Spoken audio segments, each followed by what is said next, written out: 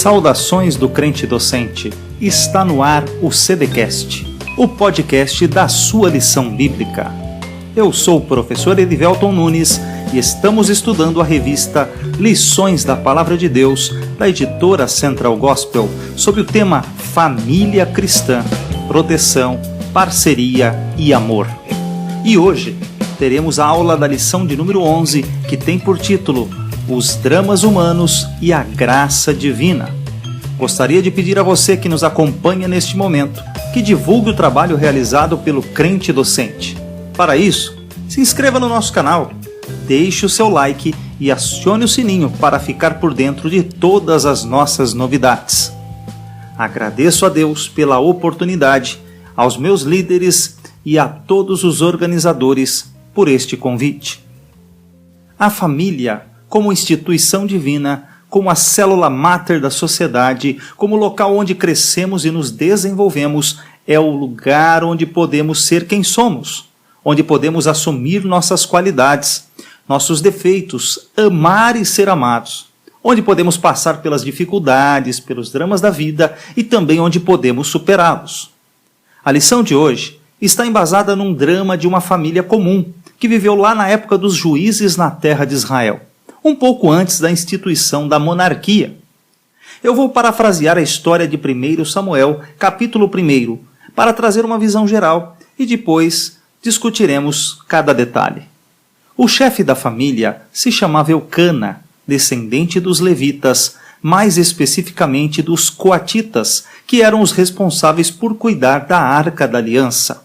Eucana estava morando numa cidade do interior de Israel, a uns 30 quilômetros ao norte de Jerusalém, nas montanhas no território de Efraim, um pouco distante do local de adoração que na época ficava em Siló. Ele era casado com Ana, mulher que ele muito amava. No entanto, ela era estéril e não podia gerar filhos.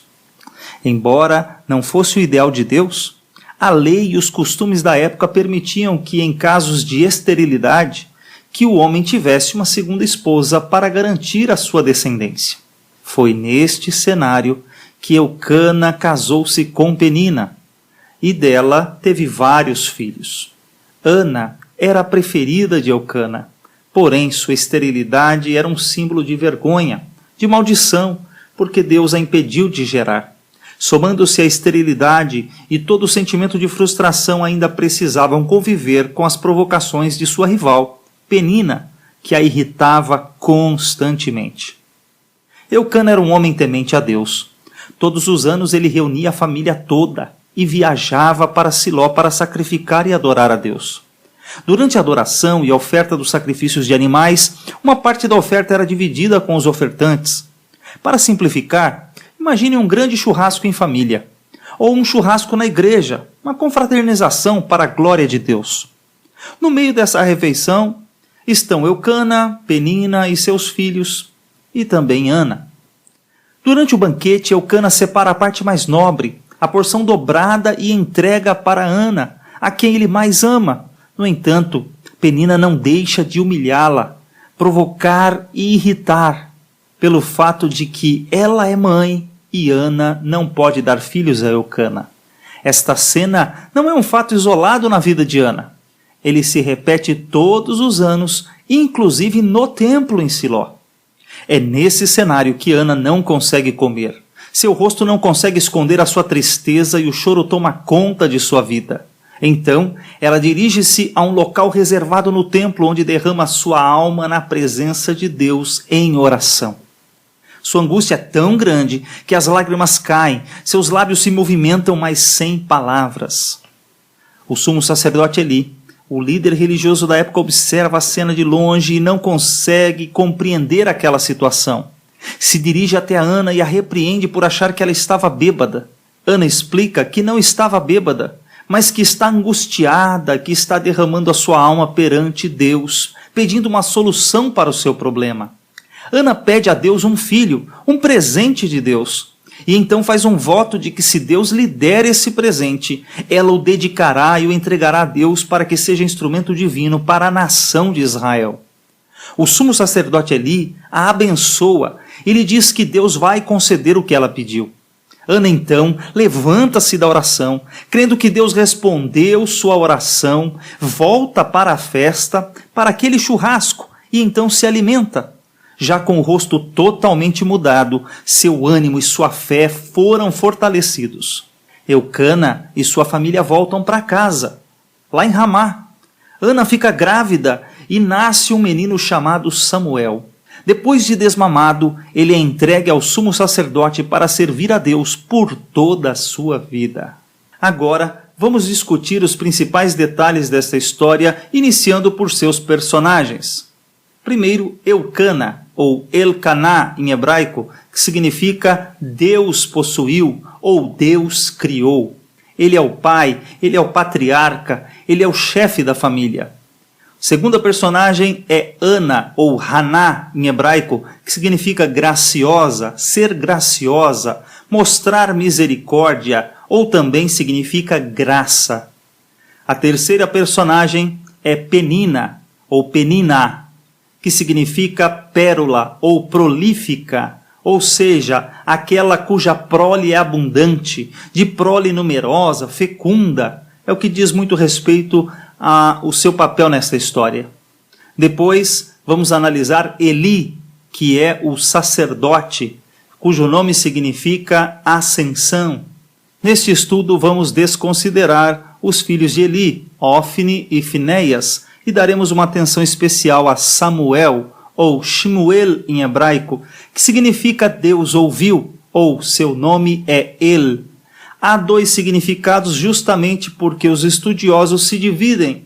Uns acreditam que a palavra Shmuel vem da raiz de Shem, que significa nome.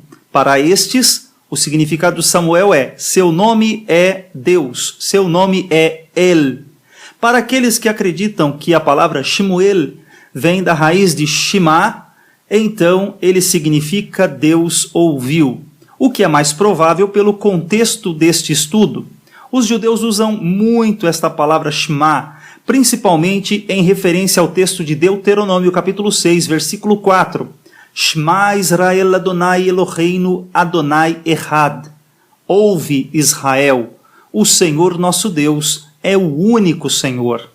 Por causa disso, eu também acredito que o nome de Samuel vem da palavra Shema, que Deus ouviu a petição de Ana, Deus ouviu a sua oração. O primeiro livro de Samuel começa com Eucana e suas duas mulheres, Ana e Penina. Eucana era levita de Ramataim Zofim, em Efraim, daí a designação efraimita no versículo 1.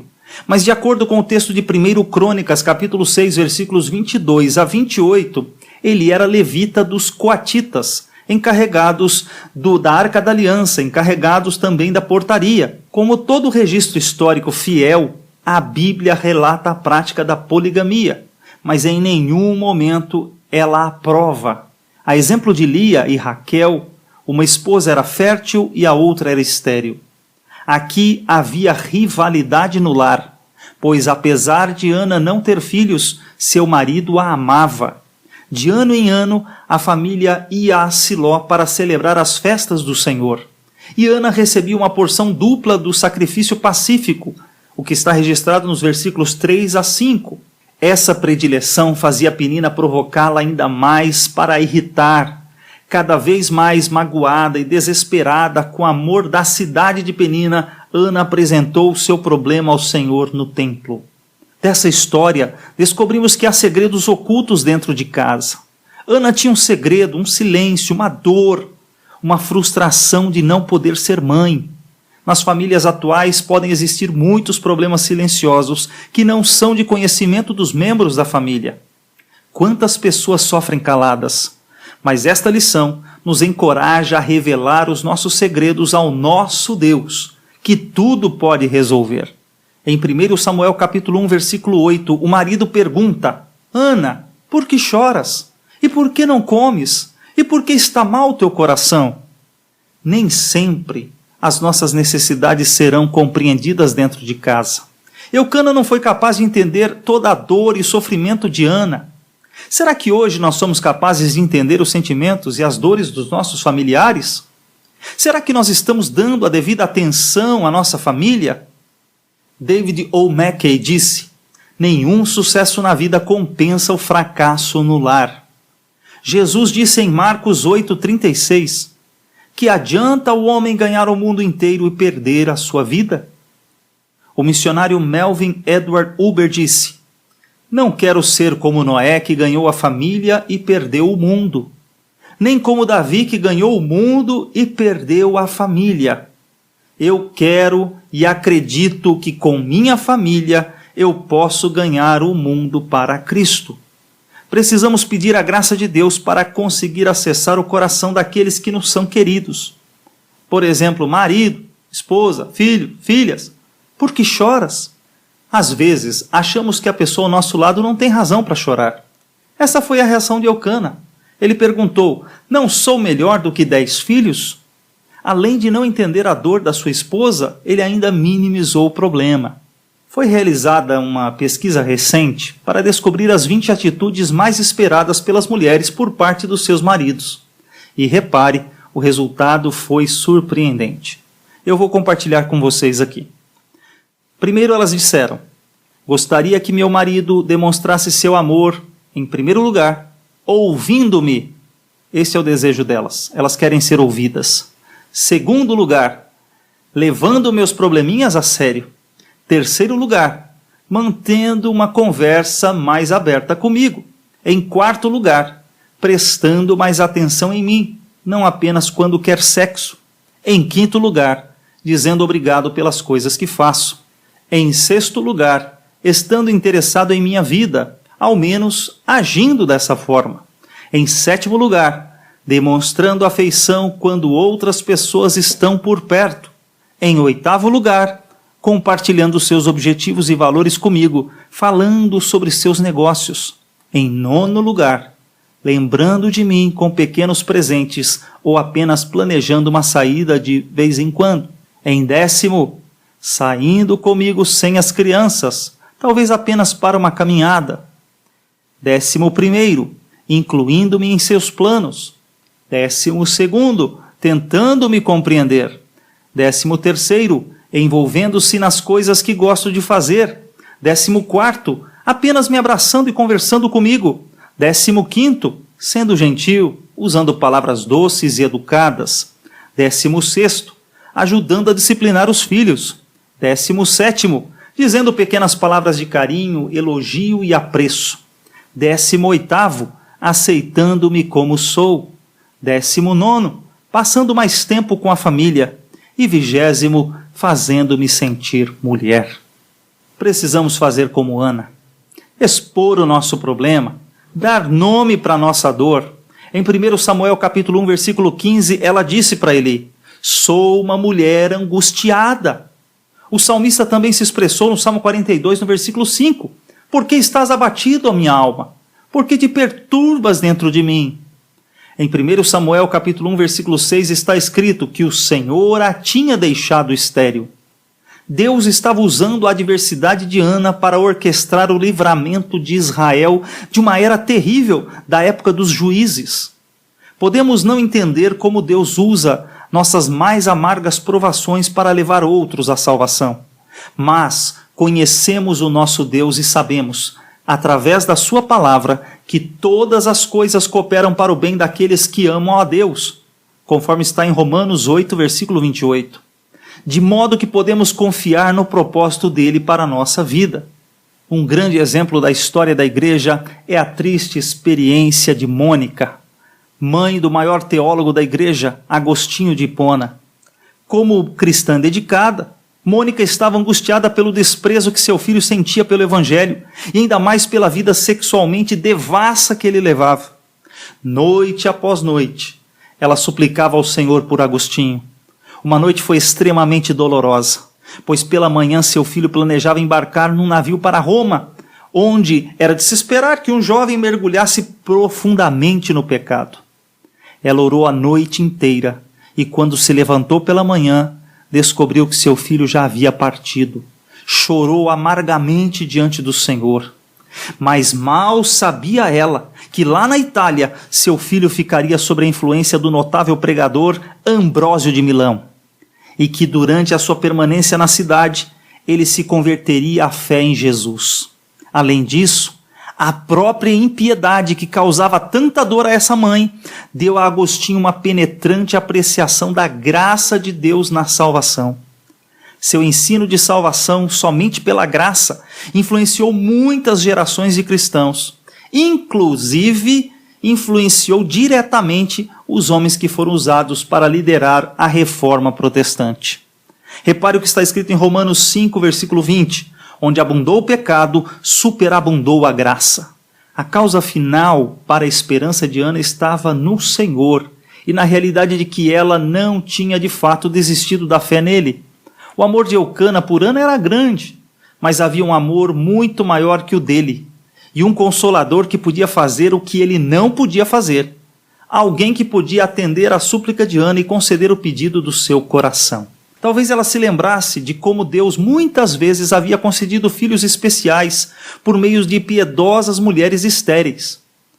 Ela certamente sabia como Deus tinha dado um herdeiro da promessa, Isaque, a esposa de Abraão, Sara.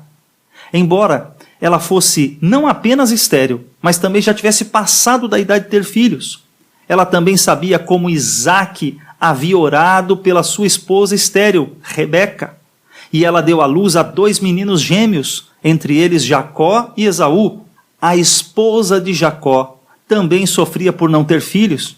De fato, Raquel enfrentou uma situação até semelhante à de Ana, por causa de sua irmã, Lia, que ainda que fosse pouco amada, era prolífica, tinha muitos filhos, e ela podia gerar. Mas Deus lembrou-se de Raquel e atendeu a sua oração, dando-lhe José, o mais importante dos filhos de Jacó, juntamente com Benjamim, o mais amado. Todos esses testemunhos serviram para fortalecer a fé de Ana. Deus salva não pela capacidade humana, pela realização humana ou pelos esforços humanos. Deus salva pela graça. Deus faz o ventre estéril gerar, assim como faz o coração sem vida crer. Por isso, Deus chama seu povo, não para confiar na sabedoria humana e no esforço humano, e também não para desprezar diante do fracasso humano, mas para confiar nele, que dá vida aos mortos, salvação por meio do ventre estéril. A aflição de Ana, assim como a nossa, eram chamados para crer na fidelidade de Deus, e na sua dor eram chamados para buscar a graça de Deus. Por mais grata que Ana pudesse ser pelo amor do seu marido, sua verdadeira esperança estava num amor maior que esse. Sua esperança estava no Senhor, cuja maneira de tratar Israel era de fidelidade, poder e graça. Nossa verdadeira esperança em todas as nossas provações, especialmente no fardo da nossa culpa de pecado, é esse mesmo Deus. Deus que revelou seu amor para conosco, enviando o seu Filho Jesus Cristo, para nos remir de todo o pecado. De fato, quando chegou o momento de nascer o nosso Salvador, ele foi concebido pelo Espírito Santo, não num ventre estéril como de Ana, mas no ventre de uma virgem chamada Maria, provando que nada é impossível para o nosso Deus. O rei Davi certa vez perguntou a si mesmo: por que estás abatido, a minha alma? Por que te perturbas dentro de mim? Sua resposta é a resposta que veremos revelada pela fé na vida de Ana. Uma resposta de que todos conhecem, que o Senhor pode aceitar em toda aprovação. Espere em Deus, pois ainda o louvarei, a Ele, meu auxílio e Deus meu. Na sua oração, Ana fez um voto, dizendo: Senhor dos exércitos, se benignamente atentares para a aflição da tua serva, e de mim te lembrardes, e da tua serva te não esquecerdes, e lhes deres um filho varão, ao Senhor o darei por todos os dias da sua vida, e sobre a sua cabeça não passará navalha. 1 Samuel capítulo 1, versículo 11. Ana orou sabendo quem Deus é. Ela o chamou de Senhor dos Exércitos. Ana honrou a Deus atribuindo a ele todo o poder que ela precisava, o Senhor dos Exércitos do céu. Então pediu a Deus: se benignamente atentares para a aflição da tua serva e de mim te lembrardes, e da tuas servas não te esquecerdes e lhe deres um filho varão. Esse aqui não é um pedido qualquer, mas um pedido que reflete o que ela havia aprendido sobre Deus por meio dos maiores exemplos que aconteceu na história de Israel, o êxodo, a saída do Egito. Quer Ana tivesse ou não acesso aos escritos de Moisés, ela conhecia a história suficientemente bem. O Senhor disse a Moisés: certamente vi a aflição do meu povo que está no Egito, ouvi o seu clamor por causa dos seus exatores, conheço-lhes o sofrimento. A declaração de Deus a Moisés mostra que a libertação do êxodo foi uma resposta de oração. Nesse momento, num novo tempo de necessidade de Israel e de si mesma, Ana invoca o Senhor numa oração de fé. Ana implorou a Deus que Deus fizesse por ela o que ele fez por Israel nos dias de Moisés. Ela estava pedindo a Deus para fazer o que ele havia mostrado ser comportamento característico em favor do seu povo. Ana orou sabendo quem ela era. Ela referiu-se a si mesma como humilde serva de Deus. Ela não exigiu nada do Senhor. Nem há qualquer evidência de que ela tenha reclamado de suas tristezas, particularmente intensas. Ela não exigiu seus direitos, mas fez um pedido humilde. Observe também, Ana não pediu a Deus vingança contra Penina. Ana sabia que estava buscando a misericórdia de Deus. Observe que a oração de Ana não se baseou numa fórmula ritual de palavras ou numa técnica de oração. Não. Ela simplesmente conhecia o Senhor. Ela cria na promessa de cuidar do seu povo e orou a Ele pelo que queria. Esse é o benefício de se conhecer a Deus, incluindo os seus atributos, suas promessas, os seus atos salvadores. Ana podia orar confiadamente porque conhecia o Deus a quem ela orava.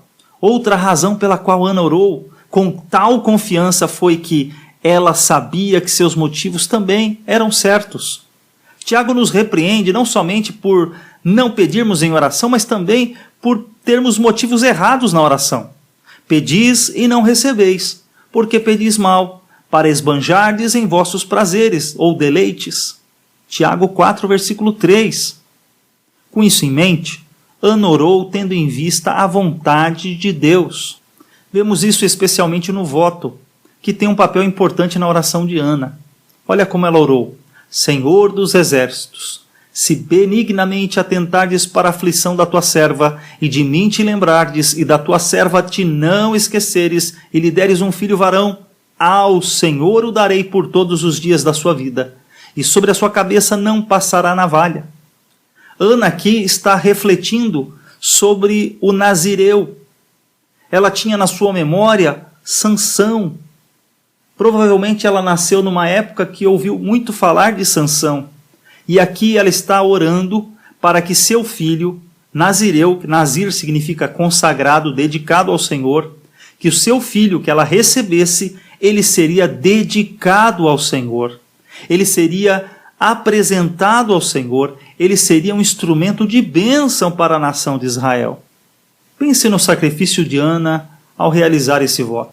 Ela estava se privando da alegria de cuidar do filho que ela tanto queria.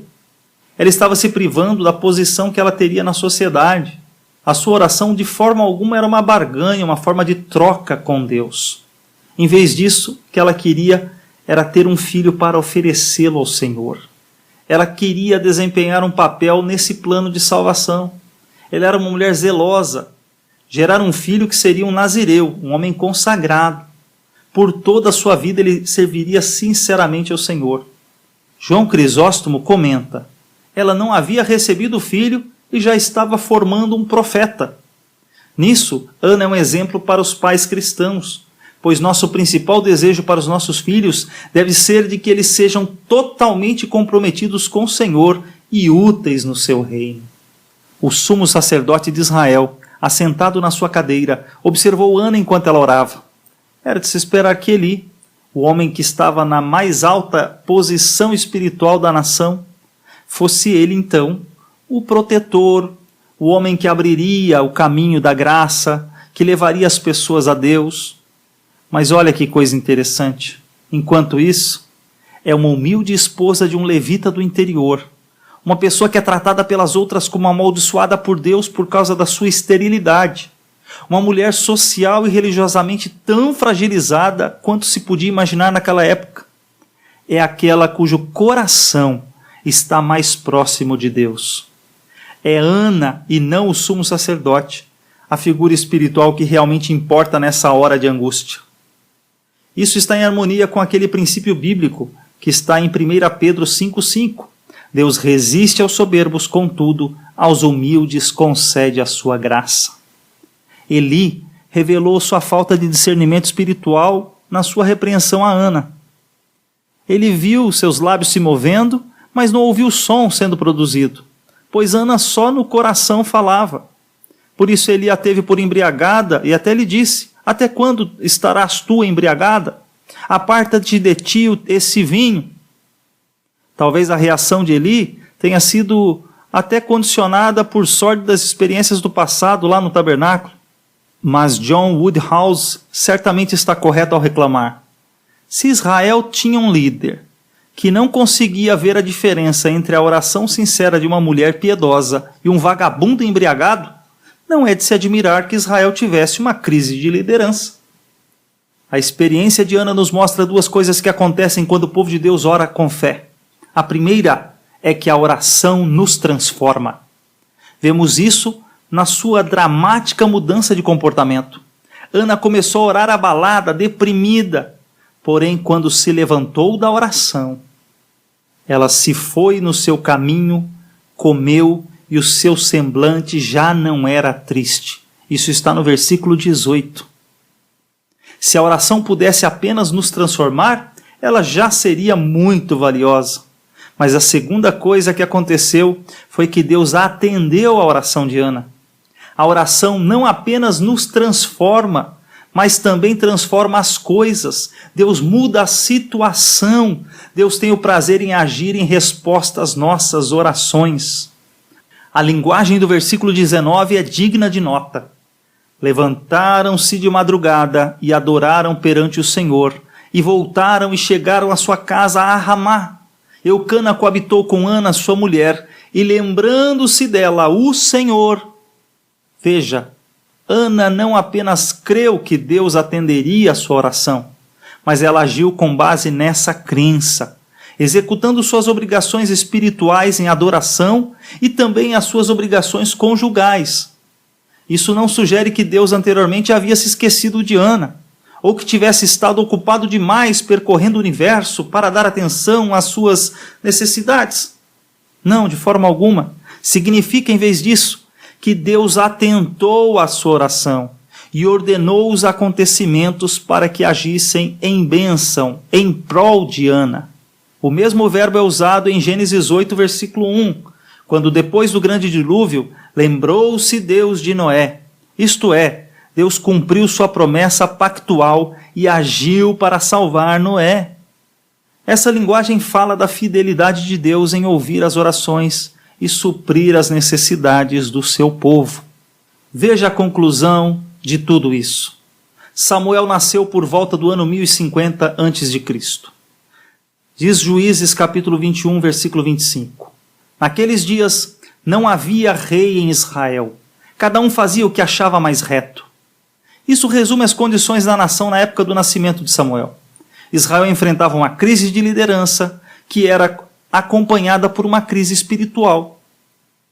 Tendo entrado na terra prometida com a vitória e com força, o povo de Deus tinha perdido seu caminho espiritual, política e militarmente. Juízes 2:10 explica esse motivo. Depois de Josué e sua geração, outra geração após ele se levantou que não conhecia o Senhor. O nascimento de Samuel era uma forma de esperança. Era uma esperança para aquela nova geração. Assim como Deus mais tarde preparara Israel para receber o Messias, enviando João Batista primeiro, Deus preparou o caminho para o rei, que seria um homem que lhe agrada. Enviando Samuel, que foi ao mesmo tempo o último juiz, também foi o primeiro grande homem de uma linhagem de profetas, que ali serviu também no sacerdócio, e que também esteve à frente para apresentar o rei Davi, a casa de Davi, de onde viria o Salvador. Samuel tornou Ramá a capital virtual de Israel durante seu ministério como juiz. Lá ele também fundou uma escola de profetas. Toda a sua família era sacerdotal, da tribo de Levi e do clã de Coate. como aprendemos lá em 1 Crônicas, capítulo 6, versículos 33 a 38. Os coatitas eram originalmente encarregados de guardar a Arca da Aliança e também servir como porteiros no templo, o que está registrado em Números 3:31. No governo de Davi, os filhos de Coate dedicavam-se no ministério da música no tabernáculo. O neto de Samuel, Emã, ele está entre os 3 grandes homens de Davi, Asaf, Emã e Jedutum, os 3 grandes diretores de música na época de Davi. Emã era neto de Samuel. Os descendentes de Samuel estavam provavelmente entre os filhos de Coré, os quais são atribuídas a autoria de 11 salmos. Veja como Deus é maravilhoso, como Ele transformou a vida de Ana e de toda a sua família. Deus também quer fazer algo extraordinário na sua família. Creia. Agradeço a você que nos acompanhou até aqui. Siga @crentedocente no Instagram, no Facebook, pelo endereço facebook.com/crentedocente. Ative as notificações lá no canal do YouTube e que Deus abençoe você e a sua família.